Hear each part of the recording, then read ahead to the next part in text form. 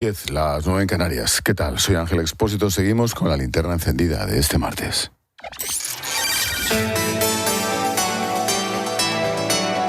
Con Expósito, la última hora en la linterna. COPE. Estar informado. Si algo está quedando demostrado en estos casi 2 años de legislatura es que Donald Trump está intentando cambiar el nuevo orden mundial. Lo hace a través de declaraciones incendiarias, provocaciones, intervenciones. Marca la agenda y la actualidad con lo que le apetece o lo que diga ese día. Hoy lo hemos vuelto a ver. El presidente de Estados Unidos ha desempolvado la vieja polémica de Groenlandia. Porque Groenlandia no ayuda a Dinamarca. Dinamarca no gasta dinero para ayudar realmente a Groenlandia, pero es una parte importante para los Estados Unidos y está rodeado de barcos chinos y rusos, y eso no va a pasar, no va a suceder. Y fue Groenlandia la que debería seguir siendo controlada por Estados Unidos y no por Dinamarca. La respuesta de Dinamarca no se ha hecho esperar. Inmediatamente han insistido en que Groenlandia no está en venta, que los groenlandeses no desean formar parte de Estados Unidos y que por lo tanto pide que se respete la soberanía de Dinamarca. Ojo, socio OTAN. Digo que es una vieja polémica porque hace unos meses Trump llegó a un acuerdo con Rutte y con Dinamarca, por el que la OTAN reforzaría su presencia en el Ártico. De hecho, ambos países siguen negociando a nivel técnico. Hoy mismo, Copenhague ha anunciado la compra de 2 aviones de la empresa estadounidense Boeing para fortalecer la presencia militar en ese territorio. Esto respondería al compromiso danés con la OTAN porque es un indicador de que se toman en serio la tarea común de la alianza. Bueno, parece que esto no satisface a Washington. Hemos estado hablando de una zona clave para el comercio, el orden mundial, y allí viajamos hace unos meses un equipo de la linterna y lo comprobamos de primera mano. Visitamos Nuuk, la capital, justo en el momento más caliente del conflicto, cuando llegaban militares europeos al suelo danés ante la amenaza de Estados Unidos. Nos cruzábamos con ellos en el aeropuerto. Groenlandia es un territorio inmenso de una riqueza infinita. Mira, te cuento algunos motivos por los que se pelea medio mundo. 1. Sus recursos naturales. Se afirma que bajo todo ese hielo hay minerales muy importantes y valiosos, las famosas tierras raras. Material clave para la industria aeroespacial, militar, tecnología. 2. El deshielo provocado por el cambio climático está abriendo nuevas vías marítimas que abaratan por el norte y agilizan el comercio mundial. Las nuevas rutas árticas reducen el trayecto de Asia a Europa entre un 30 o un 40% a como lo hacían por el canal de Suez o por África. Por el canal de Suez un barco tardaría 50 días en pasar. Por el norte, 20. Escucha a Beatriz Martínez Romeras, profesora asociada de Derecho Ambiental y Cambio Climático, directora del Centro Clima de la Universidad de Copenhague. Le conocimos allí, en la capital de Dinamarca. Desde un punto puramente del transporte, obviamente acorta rutas, habría menos emisiones, facilita comunicaciones. Es verdad que no todos los meses del año ahora es navegable el Ártico, o sea, tiene ciertos límites. Pero luego hay otro tema. De hecho, aquí tenemos un par de estudiantes mirando a estos asuntos, que es cómo afectaría un incremento de las actividades de navegación en el Ártico. Sobre seguridad nacional. Desde aquí, Rusia y China están a tiro de piedra. Militarmente, Estados Unidos ya está presente en la región con una base en Pituffik. Pero Trump ambiciona más porque sus grandes competidores, Rusia y sobre todo China, pisan el acelerador. Bueno, en medio de todo esto, los groenlandeses, claro. ¿Te acuerdas de que Trump estaba dispuesto a darles $100.000 a cada uno para que se hicieran americanos? Eso es comprarlos directamente. Esto nos respondía Yannick. No, never. No, nunca. No es posible. El pueblo groenlandés son gente libre y ellos nunca se venderán. Alguno quizás quiera ser parte de los Estados Unidos o algo así, pero no lo creo. En general, yo no creo que quieran eso. Nunca.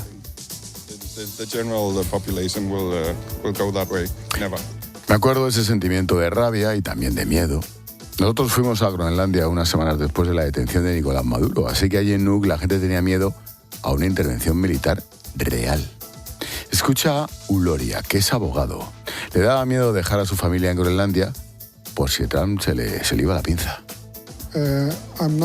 Es un poco aterrador.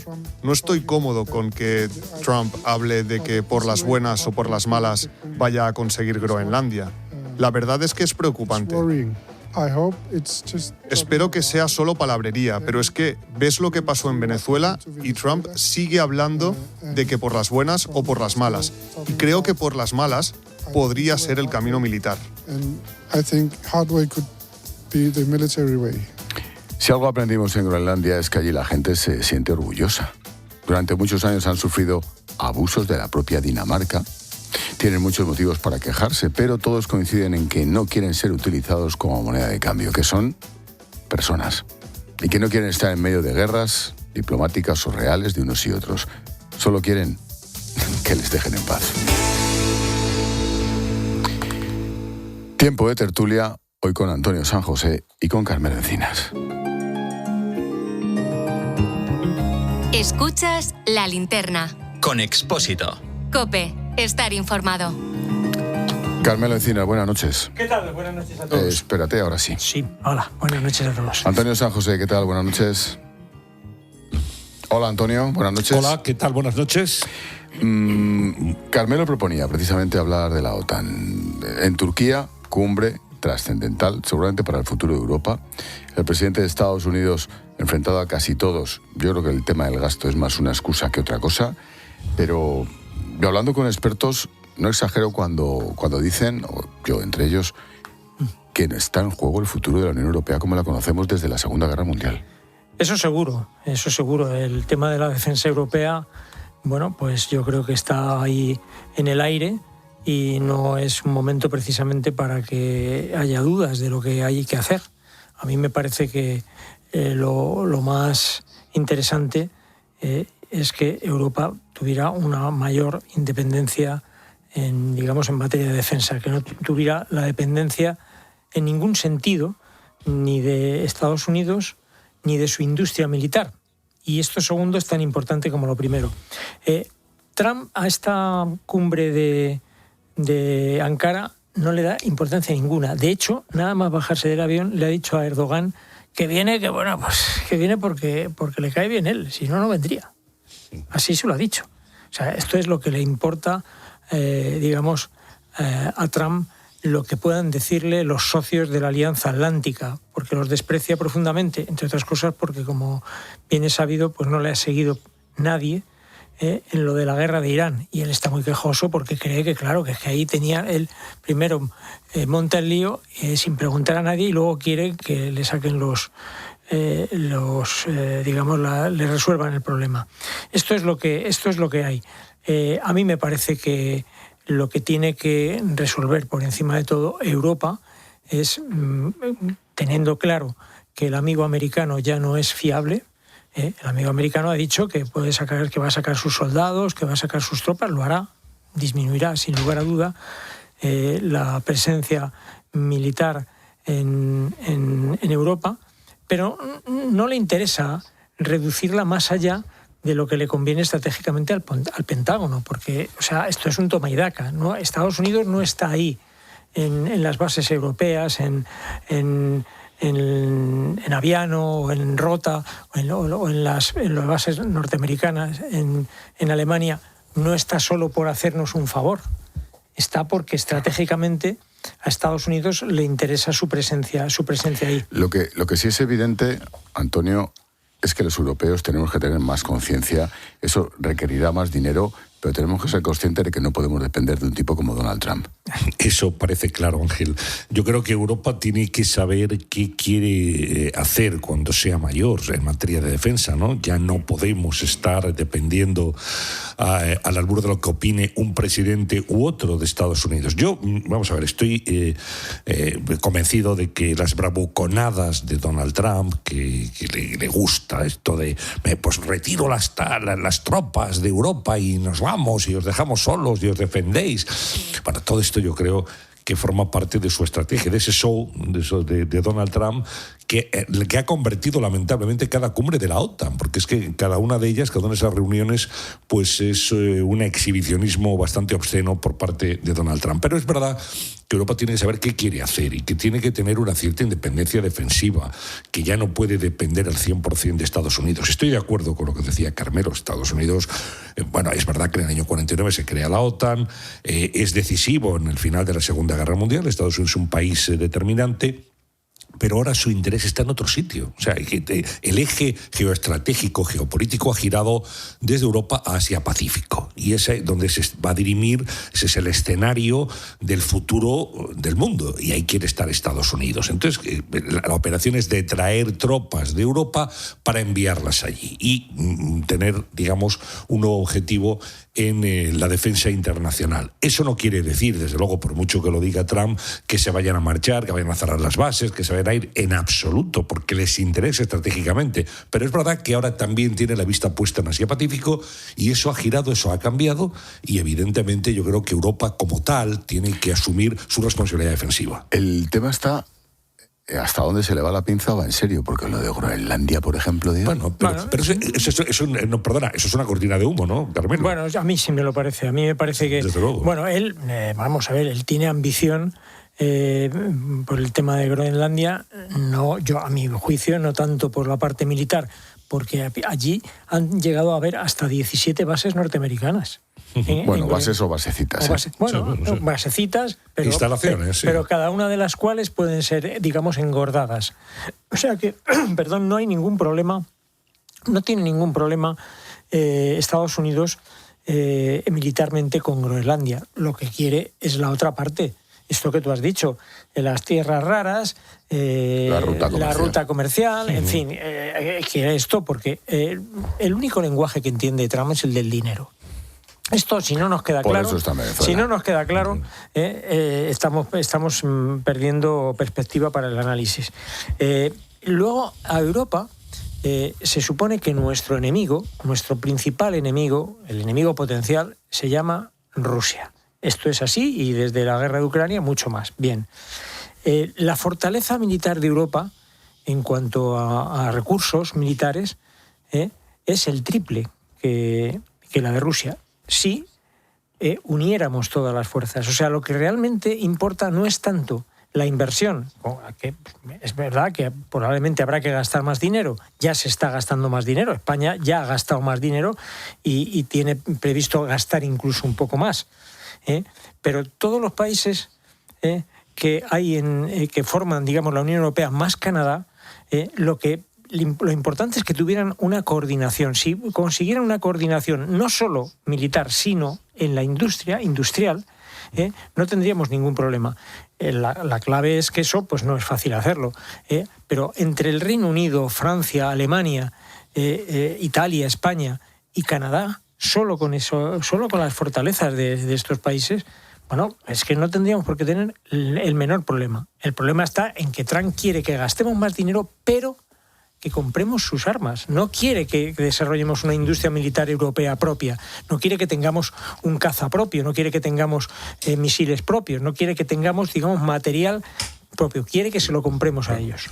Quiere hacer negocio con Europa, clarísimamente, ¿no? Eso, de eso se trata. Y esto de Groenlandia, al final, Ángel, es un espantajo que saca a pasear Donald Trump en cada oportunidad que tiene. Hacía mucho tiempo que no lo planteaba, pero es verdad que mientras ahora estamos todos los medios informativos del planeta hablando de Groenlandia, nuevamente Trump quiere Groenlandia y quiere que sea americana y quiere pagar $100,000 a cada habitante de la isla para hacerse con ella, etcétera. Mientras hacemos ese ejercicio de análisis en el vacío, pues no hablamos de otros temas que tienen que ver con la política exterior norteamericana, donde no está precisamente triunfando Donald Trump, ¿no? Ahí está el caso de Irán, es muy paradigmático, ¿no? Pero vamos a ver, ¿alguien puede pensar que la OTAN va a atacar a un país como Dinamarca, que es miembro de la OTAN? Es inimaginable. No, inimaginable. Y en sentido contrario también. O sea, si es una agresión, Carmelo, de Estados Unidos a la OTAN, donde forma parte de Estados Unidos, va a atacar también Estados Unidos. Eso no tiene ningún sentido. Pero él lo saca, él amenaza. Él hace ese tipo de exhibicionismo y al final, pues... y monta el pollo. Sí, pero sí ha conseguido que los países europeos gasten más en defensa. Y España es un ejemplo. Pedro Sánchez es el presidente que más ha aumentado el gasto en defensa. Porcentualmente, sí. Porcentualmente, sí. ¿Es así? Permitidme, tengo mucho más plancha, tanto aquí como en clave internacional, y creo que Bustos nos lo va a dejar votando.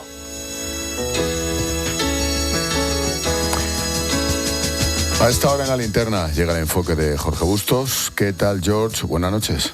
Buenas noches. Hay un par de noticias del ámbito internacional, pero que resuenan con fuerza en nuestra política nacional. La primera es la dimisión de Nigel Farage, que lidera todas las encuestas en Reino Unido, el político populista conservador, promotor del Brexit, que se aparta por una cuestión de corrupción. Supongo que será un paso atrás para dar luego dos más hacia adelante, victimizándose, como hacen todos los populistas. Luego está la condena por apropiación indebida con los dineros del partido a Marine Le Pen, que se podría presentar a las elecciones pero con un brazalete. No sabemos si habrá un debate en su partido en torno a quién es mejor candidato, si ella con brazalete o Jordan Bardella, que es la joven promesa del partido de la ultraderecha francesa. Y ambas noticias repercuten en la situación de Pedro Sánchez, no solo por los casos de corrupción, sino porque se encuentra en Turquía, a donde no ha podido acompañarla Begoña Gómez porque también está imputada y sin pasaporte. Así que si Pedro Sánchez mira a los lados, verá que o todo el mundo está rodeado de lawfare, o es que simplemente el que la hace la paga, sea quien sea. Gracias, Jorge. Te escuchamos mañana a partir de las 6 en Herrera en COPE. Pues nos ha dejado 3 balones votando, vamos 1 a 1 con ellos y casi por ese orden. Nigel Farage dimite para volver a presentarse a las elecciones en su circunscripción ante las investigaciones que apuntan a donaciones económicas irregulares, que no deja de ser un eufemismo para decirle que ha trincado. En fin, al parecer una forma fina. Sí, muy elegante. Un empresario condenado en Estados Unidos por fraude, pues les untaba. Bueno, los laboristas, los conservadores, se plantean no presentarse a esas elecciones porque consideran que es una estrategia populista. Claro, Farage no es conservador. Es ultra. Es ultra. Bueno, es uno de los culpables del Brexit. Bueno, sí, de los mentirosos del Brexit. De los mentirosos. Quizá el que más mintió. Más incluso que Boris Johnson, sí. Yo creo que efectivamente... Lo increíble, perdóname, Carmelo, lo increíble es que esté primero en las encuestas. Sí, es una locura. Esto es una locura, efectivamente.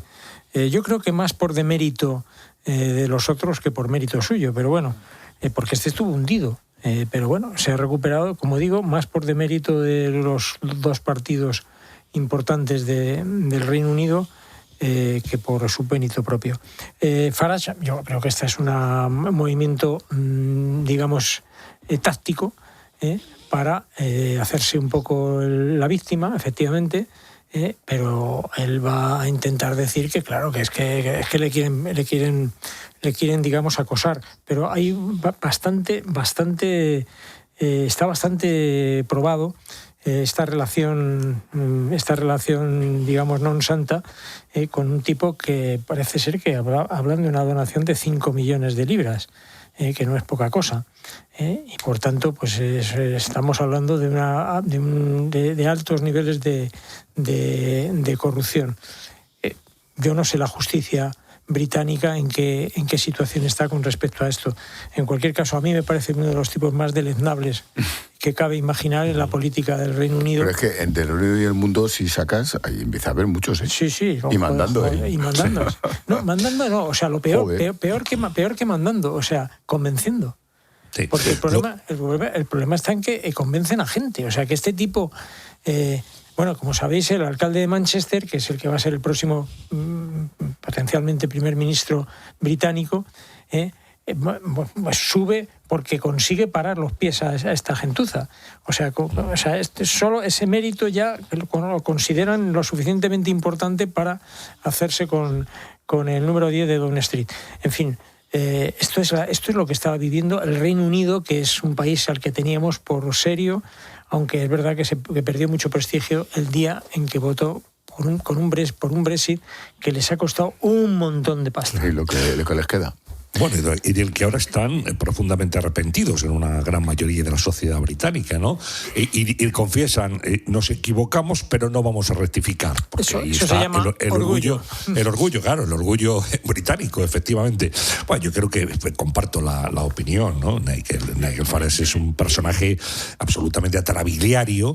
Lo que es preocupante es que esté número 1 en las encuestas, y lo que es preocupante es el grado de degradación que ha sufrido la política británica en los últimos años. ¿Cuántos primeros ministros y primeras ministras han pasado por el 10 de Downing Street? ¿Cómo ha perdido potencia, fuerza, presencia, influencia el Reino Unido en el mundo? Es verdad, ahora mismo está en una profunda crisis política, ¿no? Y realmente este populismo, que además pues tiene ahora la mancha de la corrupción encima, pues saldrá por donde pueda, que es esto de, bueno, dimito y luego vuelvo a salir otra vez, etcétera. Será la víctima, tendrá seguidores que le apoyen a pesar de todo, porque dirán es un corrupto, pero es nuestro corrupto, y Nigel Farage yo creo que tiene todavía alguna vida que otra para presentarse a las elecciones y plantar batalla, lamentablemente. Apuntaba a Bustos el tema de Marine Le Pen. Marine Le Pen confirma que se presentará a las elecciones del 27, después de que la justicia francesa ha confirmado su condena por malversación, ojo, pero le ha reducido la condena por inhabilitación. Ahora, qué trinco. Bueno, Marine Le Pen anuncia además que presentará un recurso ante su Tribunal Supremo para defender su inocencia, lo que le permitiría no tener que hacer campaña, ojo, con el brazalete electrónico. El recurso suspendería la medida, en principio, pero mientras, pues como los delincuentes controlados. Yo creo que a los que se van a oponer a Marine Le Pen les han hecho un favor rehabilitándola lo suficiente para que se pueda presentar. Porque yo creo que Bardella podría tener más empuje que Marine Le Pen. Marine Le Pen tiene un fuerte desgaste, no solo por este asunto, que es bastante ya, tiene bastante peso, sino porque, bueno, pues digamos que de alguna manera ella ha ido rebajando su potencial como líder frente a Bardella, que Bardella pues tiene más juventud, es más fresco, aparece como más, como que tiene más pegada. Esto es mi opinión. Entonces yo creo que Le Pen con brazalete tiene menos gancho que Bardella. Yo opino igual, exactamente. Yo creo que al final Bardella encarna una nueva figura en la extrema derecha francesa. No sé si es menos radical, pero al menos sí tiene una imagen, digamos, más vendible, más aceptable para la sociedad francesa que Marine Le Pen, que ya lleva mucho tiempo, digamos, acusando una cierta fatiga, ¿no?, en cuanto a su presencia política. Pero además, es que, fijaros... Ha perdido demasiadas veces. Sin duda, pero escucha, es que al final todos caen por lo mismo, no os habéis dado cuenta. Es que Nigel Farage, es que es Marine Le Pen, es por lo mismo. O sea, está la corrupción gravitando sobre estos personajes políticos.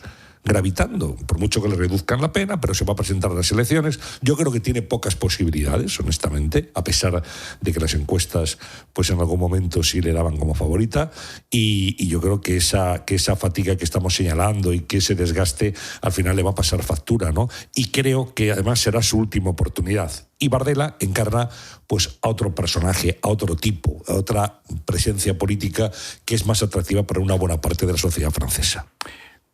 Tercer tema que apuntaba Jorge y que tiene que ver con lo anterior, por lo menos mirando hacia la OTAN. En Ankara está Pedro Sánchez sin Begoña. El juez no ha dejado viajar a Turquía, tampoco tenía gran papel, seamos sinceros. Bueno, por ser suave. Sí podría ir a la graduación de una de sus hijas en Londres. Félix Bolaños ha vuelto a cargar hoy contra esta decisión. Begoña Gómez tiene cero riesgo de eludir la acción de la justicia, cero riesgo porque va rodeada en todo momento de policías nacionales. Dado que el riesgo es cero, pues las medidas cautelares son simple y llanamente innecesarias, porque hay riesgo cero de que Begoña Gómez eluda la acción de la justicia en ningún caso. Luego ha dicho eso de que los jueces van contra los políticos progresistas y sus familias. Sí, y claro, yo me pregunto si Zapatero, su mujer y sus hijas forman parte de los progresistas y sus familias, si Félix Bolaños y sus amigas forman parte de los... Félix Bolaños no, Iba a decir José Luis Ábalos. José Luis Ábalos, con sus amigas, Dios me perdone. Que si también forma parte de los progresistas y sus familias, si Santos Cerdán también con la Paqui, si Leire, digo yo, no de la familia, también forma parte de su familia y de los progresistas, en fin. Cada caso es cada caso, pero generalizar a mí no me ha parecido demasiado inteligente para alguien tan inteligente como Bolaños. Yo tampoco entiendo, si soy sincero, lo que ha hecho el juez, ¿no? Dice, bueno, a Londres sí, porque con la justicia... Ojo, este no era peinado, ¿eh? No, este es viejo, este es el sustituto. El sustituto del sustituto. De sustituto. Pero al final, ¿qué ha dicho? Dice, bueno, a Londres sí... Bueno, y no dice porque es una hija y una hija es su madre, etcétera. No, dice porque con la justicia británica hay una relación muy estrecha. Como ahí, si se intentara escapar, que es un disparate y una ridiculez, ¿cómo se va a escapar la mujer del presidente del gobierno? Es que es bastante absurdo. Pero bueno, dice, allí tenemos protocolos de colaboración y tal, y además es un miembro que ha estado en la Unión Europea y que por tanto hay una serie de lazos judiciales que nos dan tranquilidad. Pero en Ankara no, porque Ankara no pertenece a la Unión Europea y ahí, digamos, como si se va y no vuelve, que imaginaros el disparate, ¿no? Pues entonces igual elude la acción de la justicia. Me parece que esto o sí o no. Esta es la primera reflexión. O sea, no tiene sentido Londres sí, Ankara no tiene sentido. Y una segunda reflexión. Yo creo que no tenía sentido ninguna. Pero sí. Y luego otra, si nos quitan el pasaporte a Carmelo, a ti o a mí, si nos lo retiran, etcétera, oye, ¿nos daría un juez permiso para viajar? ¿A que no? ¿A que no? Es así, o sea, es que, bueno, pues eso es otra cuestión, o sea, y yo soy partidario de que viaje Begoña Gómez, creo que es ridículo, insisto, pensar que se va a escapar, etcétera, etcétera, pero es una exageración, pero es verdad también que si a cualquiera de nosotros o cualquiera de los oyentes le retira un juez el pasaporte, ya os digo yo que no nos lo iba a dar para que fuéramos a una graduación de nuestro hijo, ni para nada, ni para un viaje de placer. Bueno, yo no sé, a mí me parece, si ha pretendido generalizar Bolaños en el tema de la justicia, para mí se ha equivocado. No sé si cuando ha dicho los jueces se refiere a los dos jueces. No, ha dicho a los políticos progresistas y sus familias. Sí. Bien. Habrá políticos y políticos en todo caso. Como digo, no sé si se está refiriendo a los dos jueces que han intervenido en el caso de Begoña Gómez o a los jueces en general. Si se refiere a los jueces en general me parece mal. Si se refiere a los dos jueces que han intervenido en el caso de Begoña Gómez, me parece acertado. Y no me parece acertado que diga no hay riesgo de fuga porque vaya rodeada de policías. No, si es que eso es igual. Como si no rodeada. ¿Por qué coño, se va a escapar la mujer del presidente del gobierno con el marido se queda aquí? A ver, con las hijas. ¿En qué cabeza absurda cabe este disparate? Es ridículo. Este disparate. Hombre, realmente... es que no hubiera tenido sentido nada, más que, primero, que no tuvo sentido que el juez Peinado le retirara el pasaporte. No tiene ningún sentido, además, que tenga el descaro de irse de vacaciones sin resolver el tema. Esto ya le define. Y luego le deja el asunto a Antonio Viejo. Hombre, que este juez... la solución que adopta no puede ser más ridícula y más patética. O sea, no es que en Londres no hay peligro porque pero oiga, o sea, ¿qué medicinas se mezclan para decir estas cosas? Yo os voy a decir una cosa, ahora me va a pegar la bronca Ángel, pero Antonio Viejo es el mismo juez instructor que ha tardado 6 meses en autorizar a la UCO a revisar las cuentas del novio de Díaz Ayuso. No es verdad, hacía, 28 minutos que llevas aquí sentado y no habías hablado de Ayuso todavía. Sabía yo que me iba a caer. No es una bronca, es una observación sabía temporal. Yo que me iba a caer. Pero es que este Antonio Viejo es de esta pasta.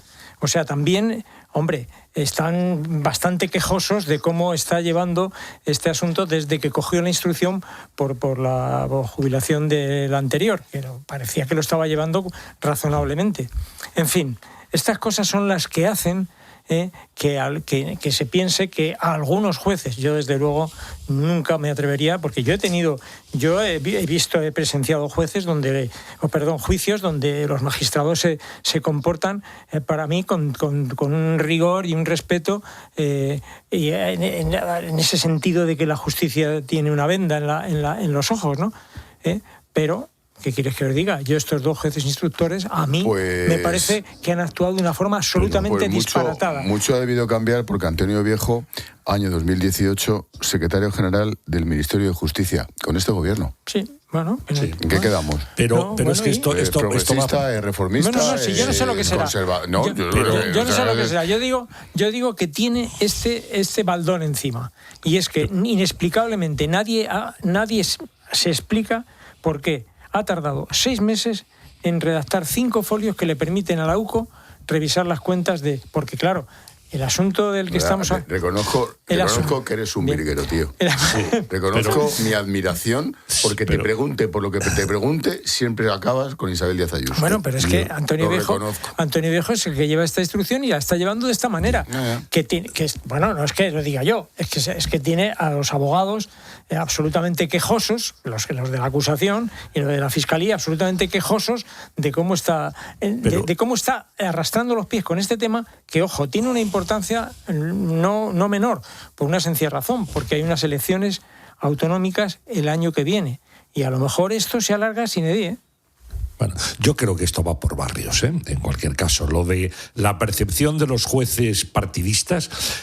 Recordemos, porque conviene hacerlo también, cómo se le llamaba en el Partido Popular al juez Santiago Pedraz. ¿Os acordáis? Decían el juez Santiago Ferraz. Decían en el PP cuando no les convenía sus actuaciones. Y ahora es el Partido Socialista que con el tema de las cloacas está atacando al juez Santiago Pedraz. Bueno, pues es según las causas, aquí unos lo ven de un lado o de otro. Yo creo que el ministro de Justicia no puede generalizar nunca y hablar en plural de los jueces y decir que van a por los políticos progresistas, profundamente progresistas, y sus familias. Oiga, mire, esto no lo puede decir un político, pero menos un responsable de justicia como es Félix Bolaños, que es una persona sin duda inteligente. Esto no se puede decir porque realmente representa a toda la justicia española y a todos los jueces.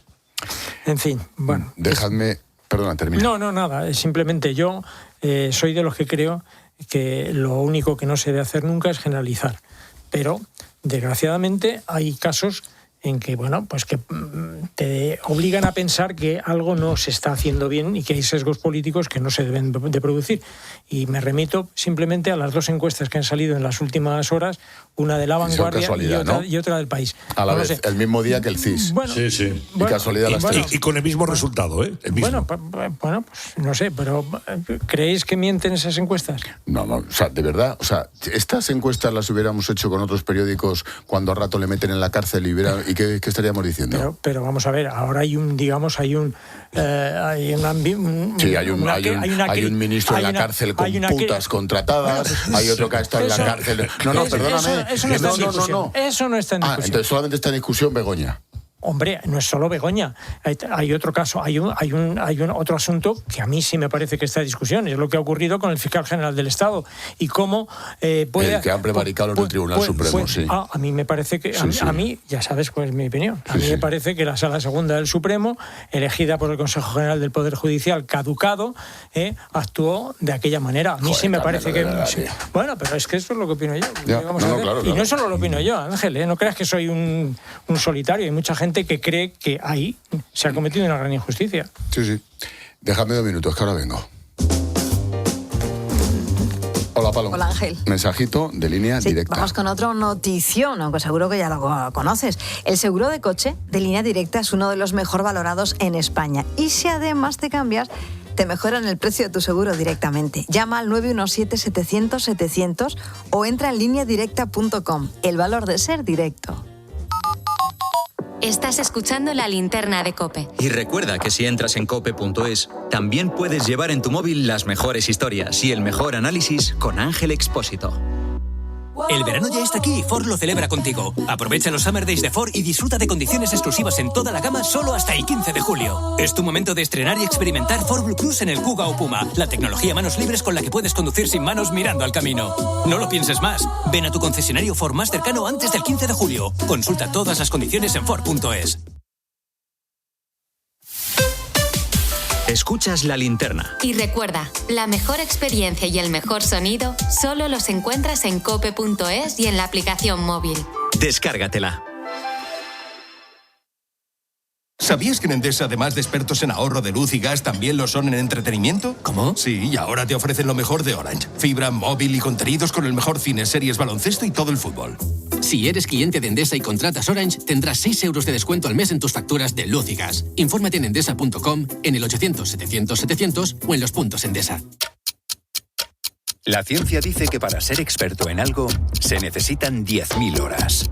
En Audi llevamos 262.800 desde que lanzamos el primer híbrido enchufable en serie de Europa. Gamma y Hybrid de Audi. Llegar antes nos hace llegar más lejos. Red de concesionarios oficiales Audi.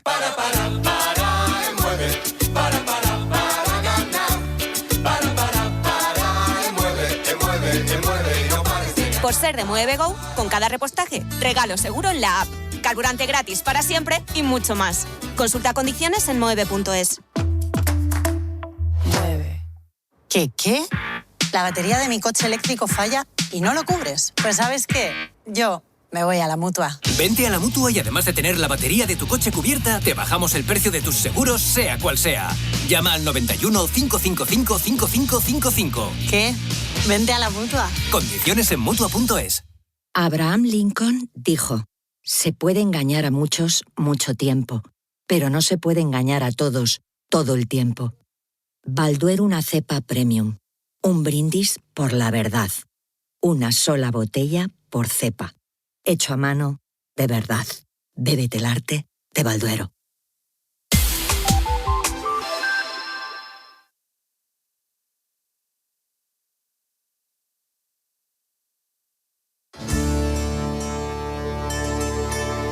Escuchas La Linterna. Con Expósito. COPE. Estar informado.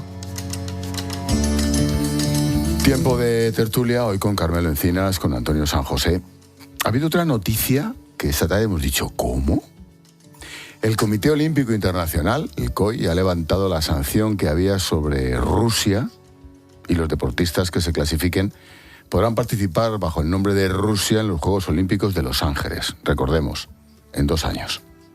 No quiero entrar en cuestiones deportivas, quiero ir más allá, al fondo. ¿Se están empezando a levantar las sanciones contra Rusia o estamos en un caso aislado? Ojo, el Comité Olímpico, Vamos a 5 años de la guerra de Ucrania. Nicolás de Pedro es investigador del Instituto de Statecraft de Londres. ¿Qué tal, Nicolás? Profesor, buenas noches.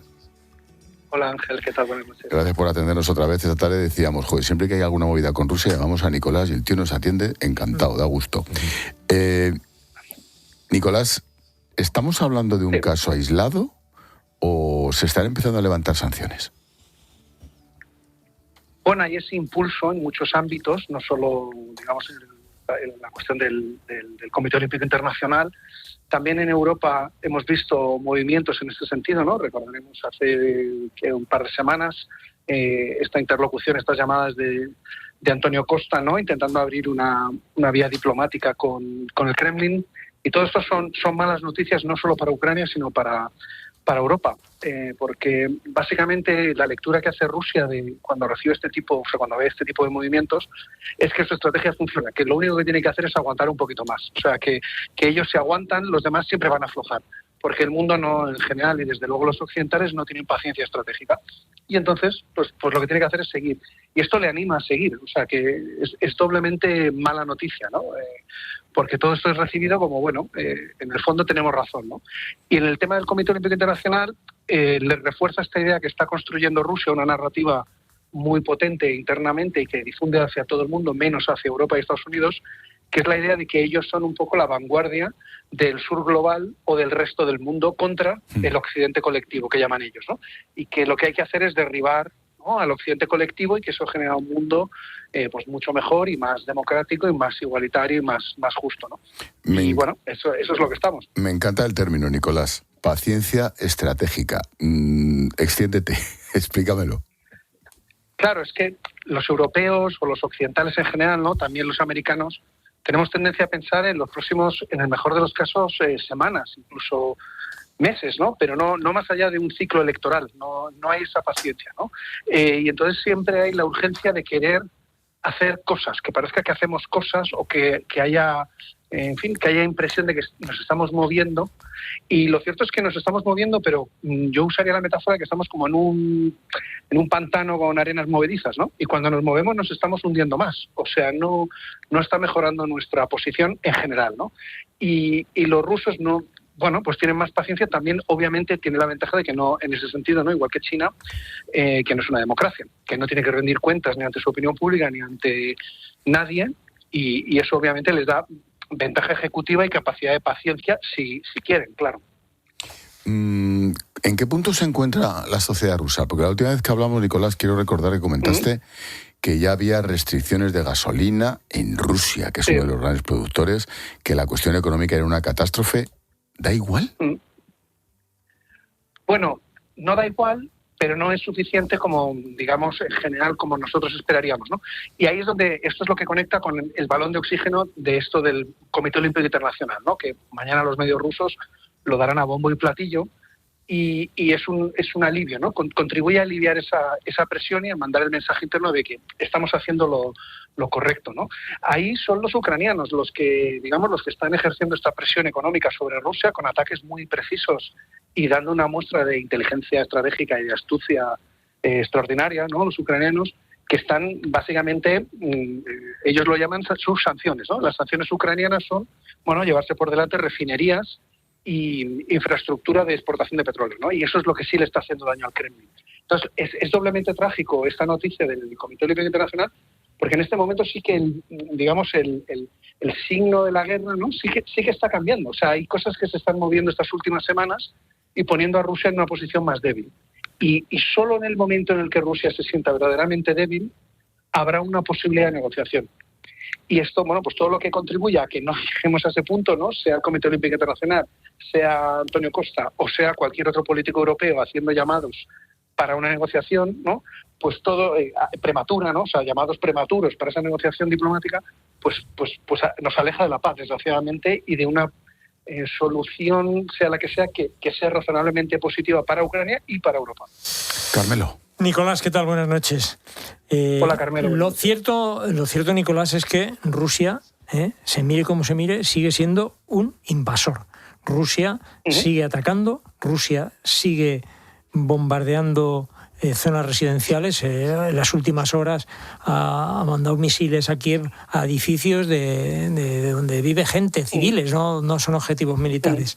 Esto es lo que hay. Pese a eso, bueno, pues parece que nos encontramos con fenómenos como este, como el Comité Olímpico Internacional, que no sabemos qué es lo que pasa ahí, quién mueve los hilos, no sé si a base de dinero o a base de qué, pues aflojan con el tema de Rusia. Esto tiene que ver de alguna manera con el hecho de que Trump no le preocupe Rusia, que le preocupe China y tenga buen rollo con Putin. Hombre, eso ayuda seguro, ¿no? Y las Olimpiadas van a ser en Los Ángeles pues, en 2 años, ¿no? Pues seguramente todo forma parte del PAC, ¿no? Y estos días hemos visto, ¿no? Cómo Trump pues exige, ¿no? Que se quite una tarjeta roja, ¿no? Y la FIFA disciplinadamente pues la revoca, ¿no? En fin, esto nos gustaría a todos, ¿no? Que nuestro presidente de nuestro club de fútbol pudiera tener ese poder, pero en fin, no pasa, ¿no? Entonces, obviamente, el hecho de que Estados Unidos y de que el actual inquilino de la Casa Blanca tenga una posición tan ambigua, ¿no? Y siempre tendente a los cariños y los abrazos con Putin, y a regañar obviamente a Zelensky. A regañar a Zelensky y a los europeos, ¿no? O sea, a todos sus aliados, ¿no? O sea, digamos, su gran fuente de irritación son siempre sus aliados, ¿no? Eso, los aliados somos siempre los que le generan irritación, y sus adversarios, ¿no? O los que le tienen desde luego a Estados Unidos por un adversario estratégico, sea Rusia, sea China, sea Corea del Norte, o sea ahora en fin, la nueva camada de ayatolas y de guardia revolucionaria, son siempre gente para la que encuentra algún cumplido, ¿no? Alguna frase amable. Entonces, esto obviamente es una variable con la que juegan los rusos y que juega a su favor, ¿no? Y luego, como apuntabas, obviamente el Comité Olímpico Internacional es un órgano, en fin, con escasa supervisión, ¿no? Extraordinariamente opaco, y ahí, bueno, pues no sabemos muy bien cómo se cuecen estas decisiones, ¿no? O sea, que todo es todo es posible. Claro, no sabemos, pero en fin, un poco Lo imaginamos. como que se huele. Sospechamos. Antonio, la última. Sí, la última, Nicolás, buenas noches. Buenas noches. Esto es una decisión que evidentemente trasciende lo deportivo, es muy sintomático y es evidentemente algo que pone el foco en una cuestión que es la rehabilitación de Rusia y de su imagen a nivel internacional. No sé si el siguiente paso es que puedan volver a presentarse al Festival de Eurovisión o cualquier otra circunstancia. Pero esto que puede parecer menor, sin embargo, yo creo que tiene una trascendencia política importante en esa clave de rehabilitación. No sé cómo lo ves. Sí, efectivamente, va en esa línea. Y todas estas cuestiones son muy importantes porque, digamos, Rusia le resulta muy incómodo ser percibido como un paria, ¿no? Esto el Kremlin desde el principio hizo todo lo posible y todas las aperturas a todos los países del mundo, todas las cumbres que ha podido hacer para mostrar precisamente que no estaba aislado. Porque aquí la cuestión es que los rusos, a pesar de todo, aunque siempre ahora nos pongan de sus enemigos y digan que somos una mezcla de débiles y, en fin, todos los calificativos negativos que se nos ocurran, pero su unidad de medida o su punto de referencia es siempre Europa y Occidente. O sea, cuando los rusos se definen y dicen que nuestra vía es diferente con respecto a Europa. Cuando dicen que somos distintos, tenemos una vía particular, su punto de referencia nunca es China o el sur global o cualquiera, siempre es Europa, ¿no? Entonces esta rehabilitación es mala porque le permite a Putin y al Kremlin, ¿no?, construir esta narrativa o reforzar su narrativa de veis, en el fondo nos da la razón, ¿no? Lo que ocurre es que, como apuntabais, ¿no?, los tres, es que Rusia todavía no se ha movido en un milímetro. Y ya no solo eso, sino que cuando ataca a los civiles lo hace por una doble razón. Una es el puro y simple castigo, ¿no? Ellos quieren castigar a los ucranianos y eso incluye obviamente a los civiles. Y también en el fondo es una muestra de frustración, ¿no?, porque no son capaces de doblegarlos ni de hacer ataques más inteligentes, ¿no? Porque, bueno, bombardear edificios civiles siempre es más sencillo. Pero esto solo va a continuar. Rusia no se ha movido ni un milímetro todavía de su posición. Sigue exigiendo que Ucrania capitule y que, en consecuencia, que renuncie a su propia existencia, ¿no?, como ente soberano y como identidad nacional desgajada de la identidad imperial rusa. Y es que siguen en eso y, bueno, pues todo lo que, digamos, les dé valores de oxígeno, aunque sean simbólicos, lo simbólico también siempre es importante, pues es una mala noticia para los ucranianos, para Europa y para la paz en general. 4 años y medio de guerra en Ucrania, se dice pronto. Nicolás de Pedro, investigador del Instituto de Statecraft de Londres. Gracias, como siempre, Nicolás. Gracias a ti, Ángel, un placer. Un abrazo, chao. Yo siempre... Apasionante el tema. Sí. Apasionante y vergonzoso. Y vergonzoso. Yo las siempre, dos cosas. Me tengo que intentar redimir, porque cuando empezó el ataque, la invasión rusa, pues el comentario generalizado del que yo participé era que esto no podía durar mucho. Por desgracia. Eso pensaba Putin.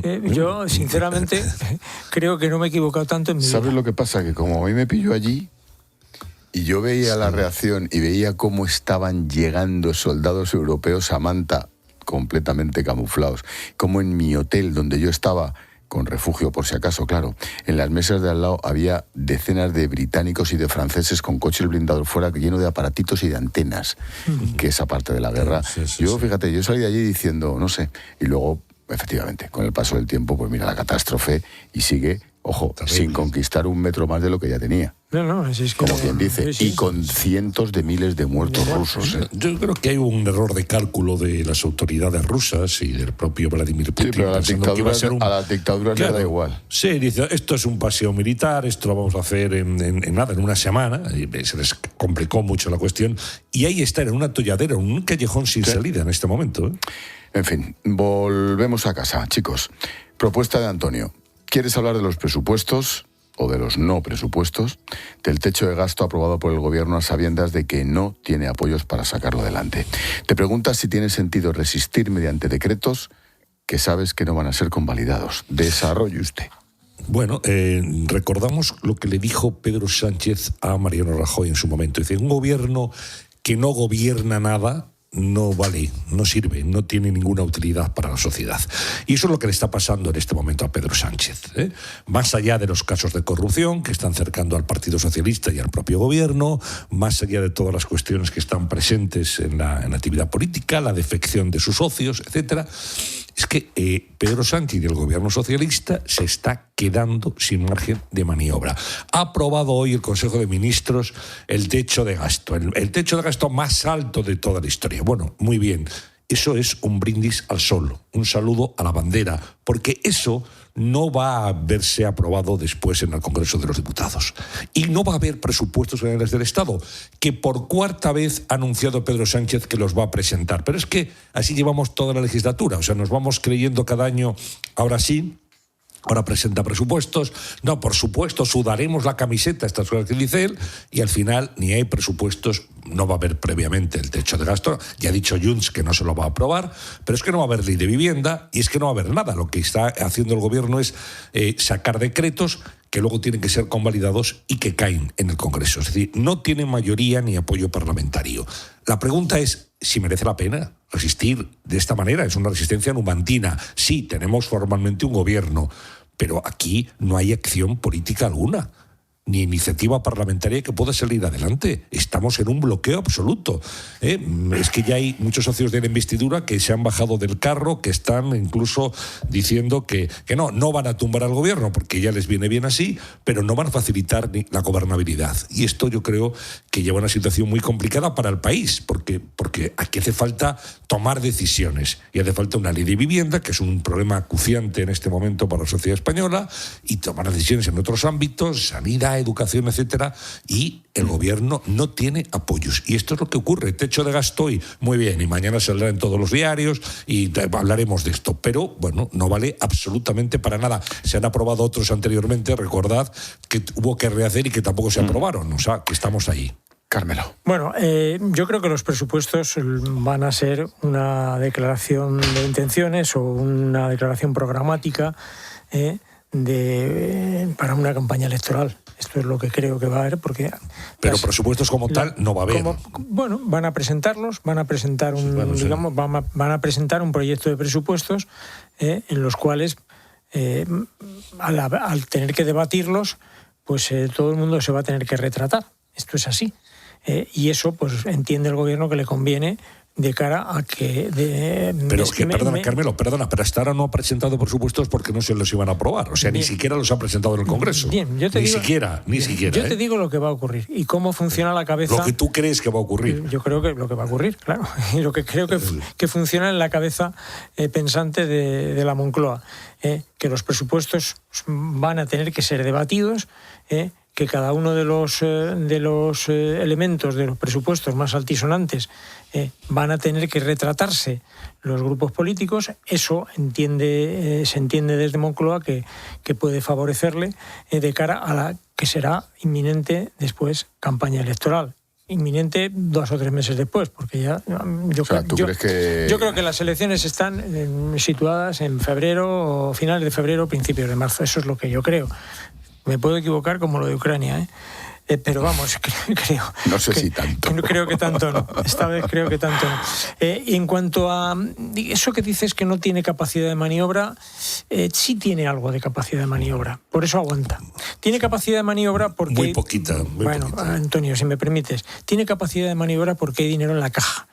Porque la economía está creciendo. Esto de la economía estúpido es importante, aquello que decían Clinton, y porque el paro baja. Esto, digamos, es una fortaleza que le permite, digamos, vivir sin agobios económicos, que eso es muy importante. Entonces tiene esa capacidad de maniobra. Evidentemente estamos ya, después del verano, se puede decir que ya se ha dado el pistoletazo de salida para la campaña electoral de las próximas elecciones generales. ¿Coincides? Bueno, digo en cuanto a lo de marzo. Pero sí, yo creo que más allá no va a poder llegar. Pero insisto, es que más allá, hasta ahora, Antonio, más allá no es que ya no vaya a poder, es que no le puede que no le interese. Primero porque tiene un compromiso con el Partido Nacionalista Vasco de no hacerlas coincidir con las autonómicas y tal, Superdomingo electoral. Y segundo, porque los alcaldes los alcaldes socialistas, que es una fortaleza que todavía tiene el Partido Socialista y que es un voto muy independiente, digamos, de lo que ocurra, digamos, en el gobierno socialista. Entonces no irá la cosa tan bien, ¿no? Cuando los propios alcaldes le han dicho que no coincida, que la cagamos. Vamos a ver, es que bien no va. Las encuestas dicen que bien no va. Yo solo quiero decir que como no va a haber techo de gasto, como no hay techo de gasto, no va a haber presupuestos. O sea, para que haya presupuestos tiene que aprobarse previamente el techo de gasto. Punto 1. Punto 2. Sánchez siempre ha hecho lo mismo. Y como ha visto que no le aprobaban los presupuestos, no los ha presentado para evitar una derrota parlamentaria. Por tanto, esta discusión esta derrota como yo creo que preámbulo... no le importa. Bueno, pero no tiene techo de gasto, insisto. Es que es el paso previo, es una condición sine qua non para después presentar presupuestos. O sea, que en fin, que lo tiene complicado Soduco, ¿eh? Bueno, en fin. Me queda minuto y medio. Zapatero pide a Hacienda que paralice la inspección fiscal contra él porque dice que coincide con la Audiencia Nacional. Hazlo tú, Antonio. Cuando te hagan una inspección fiscal, si no te la han hecho en tu vida, vete al inspector, a mí también. Vete al inspector y dile, oiga, ¿qué es esto? Que estoy indefenso. Y le digo, es unilateral y caprichosa, que es el término que ha utilizado Víctor Moreno Catena, abogado de José Luis Zapatero. Ni que decir tiene que en el fondo de la cuestión no entra y en lo de los cuadros tampoco. No, pero sobre todo hay una cosa, Ángel, si tú no tienes nada que temer, porque tienes que pedir que no te hagan una inspección fiscal. Oiga, mire, inspeccionen lo que quieran, que yo no tengo nada que ocultar.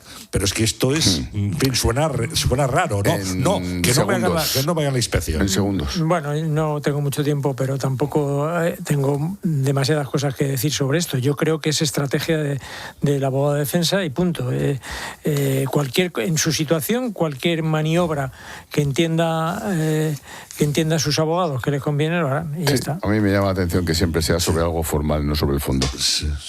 Algo procedimental, no sobre el fondo. Bueno, porque el abogado que tiene Zapatero es un especialista en derecho procesal. No es un penalista. Y entonces está viendo cómo puede desmontar la causa por defectos de forma, claramente.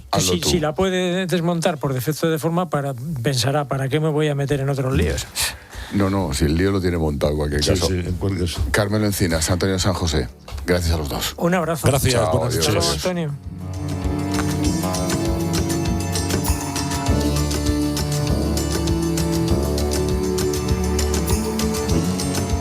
Escuchas La Linterna. Con Expósito. COPE. Estar informado. El Tour de Francia ya está en marcha y la emoción no da tregua. Esto es ciclismo, cualquier cosa puede pasar. 3.333 kilómetros de pura adrenalina. Arriesgando tumba abierta, ¿no? En COPE te lo contamos todo. 20 kilómetros meta. Con Quique Iglesias, Óscar Pereiro, Luis Pasamontes, Alberto Arauz, Joan Prats y Eric Frade. Buenas tardes, amantes del ciclismo. Cada día desde las 4 en COPE+, cope.es y en tu móvil. Y los fines de semana, cobertura especial en tiempo de juego. Línea de meta, Eric Frade. Hasta el 26 de julio, el Tour de Francia en COPE con Eric Frade. Cuando eliges viajar, la decisión ya la has tomado. Cuando eliges invertir, también. Con Carteras Máster de CaixaBank, tú das el paso y nuestros expertos te acompañan en el viaje a tus metas financieras. Carteras Máster de CaixaBank. Nunca ha sido tan fácil emprender un viaje. Desde 6.000 euros, exclusivas para clientes asesorados Wealth Management y Banca Premier. Inversión sujeta a fluctuaciones por lo que pueden producirse pérdidas.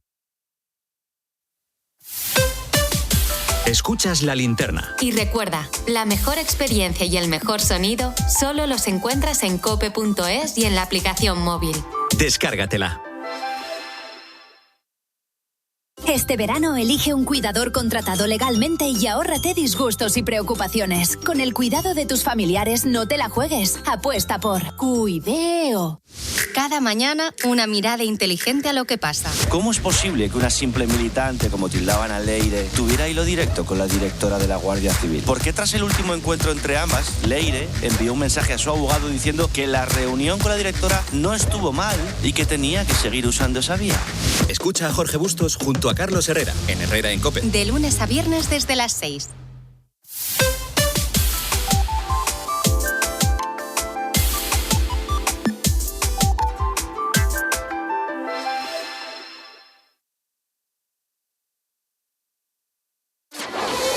Línea editorial. Cadena COPE.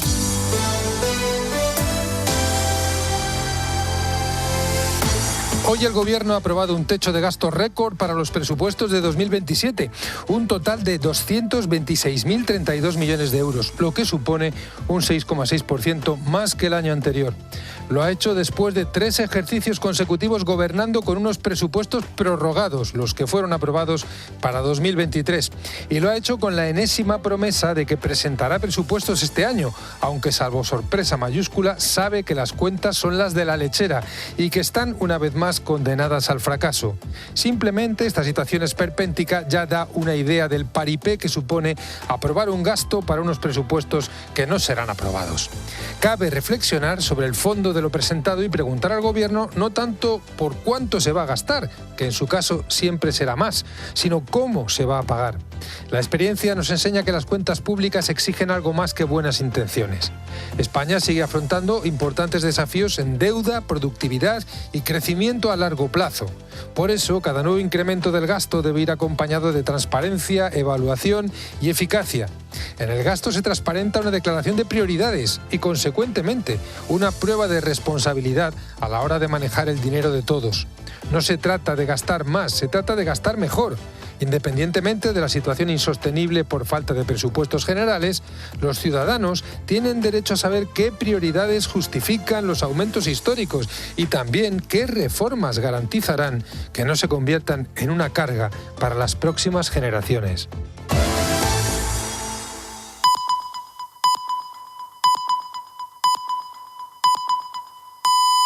Son las 11.